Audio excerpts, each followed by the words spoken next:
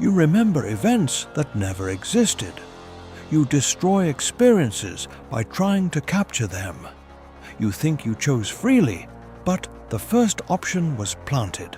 None of this is accidental.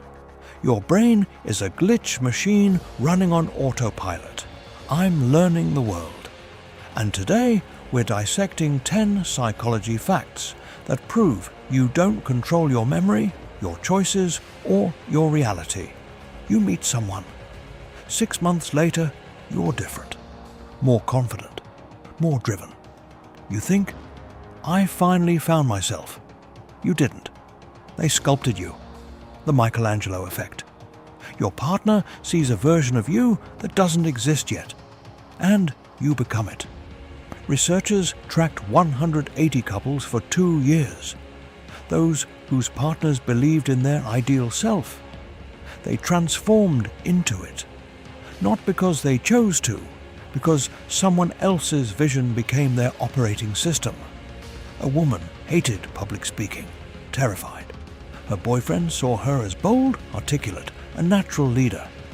2 years later, she's running team meetings, leading workshops. She didn't overcome fear. She became his belief. You're not growing. You're being rewritten. And here's what nobody tells you. The person holding the chisel gets to decide what gets carved away.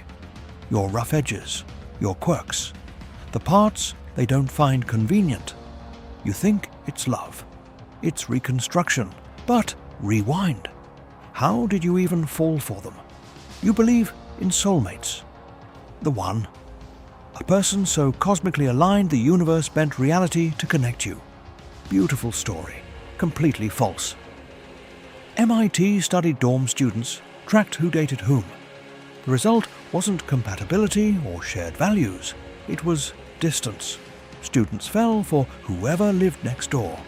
Not across the hall, not 2 floors up. Next, door. The proximity effect. That spark at the office. That's not chemistry. That's your brain confusing a desk neighbor for destiny. You think you chose them for their humor, their smile, their depth. But rewind the tape. How many times did you randomly run into them before feeling started? 10, 20, 50. Your brain doesn't fall for the right person. It falls for the repeated person. Familiarity becomes connection. Repetition becomes fate. Love isn't written in the stars. It's written in your commute. And now, the cruelest part. You're happy? In love. Then you scroll Instagram for 10 minutes. Perfect couples on perfect beaches. You close the app. Look at your partner. Something shifted. Men view model photos for 15 minutes. Rate their partner 25% less attractive. Women watch rom-coms. Rate relationship satisfaction 30% lower. Same partner, same relationship, different lens. The contrast effect. You didn't fall out of love. You held them up to a highlight reel that doesn't exist. Now every flaw screams. Every quiet night feels boring. Not because they changed, because you're comparing flesh and blood to curated fiction. And here's the twist.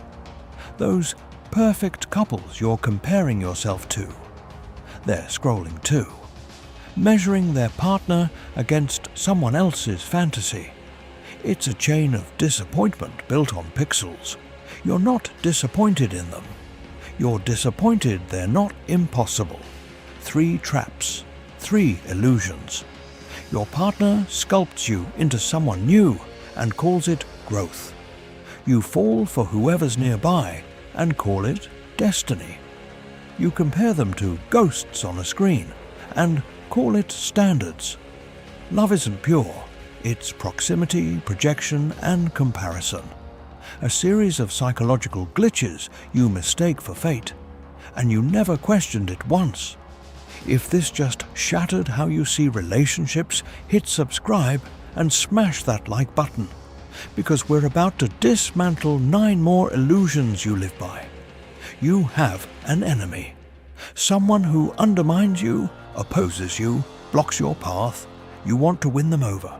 So you ask them for a favor. The Ben Franklin effect. Franklin had a political rival who despised him. So Franklin asked to borrow a rare book. The rival agreed. Afterward, he became Franklin's ally. Why? His brain couldn't handle the dissonance. I just helped someone I hate. So it rewrote the story. I must actually like him. Here's the inversion.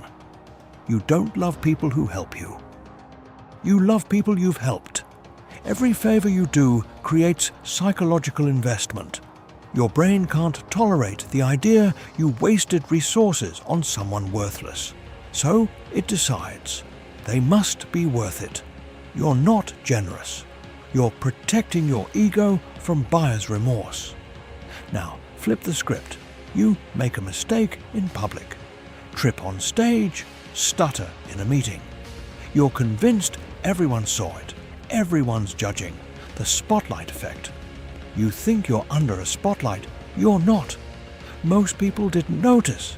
But here's the darker twin, the invisibility cloak. You're struggling, depressed, anxious, falling apart inside, and you're certain no one sees it. You're wrong. 89% of close friends and family noticed the signs. The exhaustion, the withdrawal, the forced smiles. But they said nothing. They assumed, if it's serious, they'll tell me. You're not invisible. You're surrounded by people who think you want to be. The cruelest irony, you think your pain is hidden while your typos are broadcast. You overestimate how much people notice your flaws. You underestimate how much they notice your suffering. The spotlight isn't real, but neither is the cloak. One more. You tell your mum about your breakup. She hates your ex. You describe the fights, the problems, the end. She listens, nods, validates. A month later, you think back to that relationship. Your ex seems worse than you remember.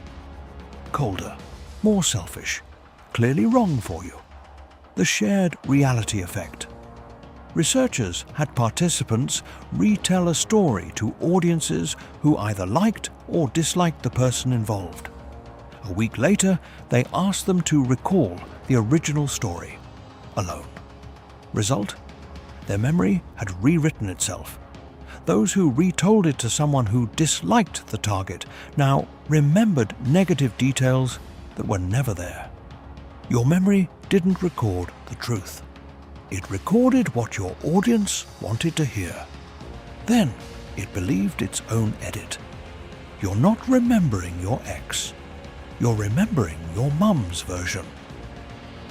And you don't even know you swapped them. 3 traps, 3 distortions. You love people because you help them and call it kindness. You think your pain is invisible while your mistakes are spotlighted. You rewrite your memories to match your audience and forget the original. You're not living in reality. You're living in a story your brain tells to keep everyone comfortable, including you. Every conversation rewrites your past. You're not one person with one story. You're a crowdsourced edit. You're at a museum. Incredible art. Once-in-a-lifetime pieces. You pull out your phone, snap a photo. Another. You think you're preserving the memory. You're erasing it. The Google effect. Researchers studied museum visitors. Half photographed exhibits, half just observed. Later, they tested recall. Those who took photos, they remembered 50% less. Your brain made a deal. The phone will remember. I don't need to. But you never look at those photos. They sit in your camera roll, thousands deep, unopened. You didn't preserve the memory. You outsourced it to a device that will never care. You post the sunset, get 47 likes, and can't remember what it looked like. Every photo you take is a memory you choose not to form. Now think about the best vacation you've ever had. What do you remember? Not the whole trip. Moments, a sunset, a meal, the last day, the peak end rule.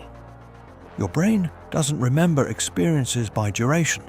It remembers two things: the most intense moment, the peak, and the final moment, the end. Researchers had participants submerge their hand in cold water. Trial 1, 60 seconds at 14 degrees Celsius. Painful. Trial 2, 60 seconds at 14 degrees Celsius, then 30 extra seconds at 15 degrees Celsius. Still uncomfortable, but slightly less painful. Which did they choose to repeat? The longer one, because it ended better. They chose more pain because the ending was less bad. Your brain does this with everything. 10-day vacation, 8 days perfect. Last 2, lost luggage, fight, food poisoning. You remember it as a bad trip. 10-day vacation, 8 days mediocre. Last 2, magic sunset, perfect meal, deep connection. You remember it as the best trip of your life. Same length, different ending, different memory. This is why breakups destroy years of happiness. 5 years could have been beautiful, but it ended badly. So your brain rewrites the story. It was always wrong. The ending repainted the past. 2 traps, 2 distortions. You photograph moments instead of living them, and call it preservation. You judge entire experiences by their final minutes, and call it memory. You're not recording your life. You're erasing it in real time. And you're letting the ending rewrite everything that came before. Your past isn't what happened. It's what your brain decided to keep. And it's keeping all the wrong pieces. You sometimes doubt your decisions. You have hidden potential you're not using. You're more creative than people realize. You read this and think, that's me. No, that's everyone. The Barnum effect. Psychologist Bertram Forer gave students a personality test, then handed them personalized results. They rated the accuracy at 4.3 out of 5. Plot twist: everyone got the exact same description. Generic statements pulled from a horoscope column. You have a strong exterior, but a sensitive side few see. Yes, because everyone does. Astrology, personality tests, fortune tellers. They all work the same way. Vague, flattering statements that feel personal but apply to anyone. You don't believe in astrology because it's accurate. You believe because it tells you what you want to hear, that you're special, understood, seen. You're not. You're just predictable. You crave to be understood. But here's the paradox. Knowledge makes you impossible to understand. The curse of knowledge. Once you know something, you can't unknow it. You can't remember what it's like to not understand. Researchers ran an experiment. One person taps the rhythm of a song. Another listens and guesses. The tapper predicts. 50% will guess correctly. Actual result? 2.5%. Why? The tapper hears the melody in their head. The listener hears random taps. Experts can't explain simply because they've forgotten how to be beginners. Teachers talk over students. Managers assume employees should know. The more you know, the harder it is to connect with those who don't. Knowledge doesn't free you. It isolates you. 2 traps. 1 paradox. You believe generic statements are personal insights because you're desperate to feel special. You forget what it's like not to know, because knowledge erases the memory of ignorance. You want to be understood, but the more you learn, the less anyone can reach you. You're not special. You're not smarter. You're just alone in a room full of people who can't hear the melody in your head. Your brain just glitched. If this made you question everything, like. If you want more uncomfortable truths, subscribe, drop a comment. Which bias did you catch yourself in? Let's suffer through this existential crisis together.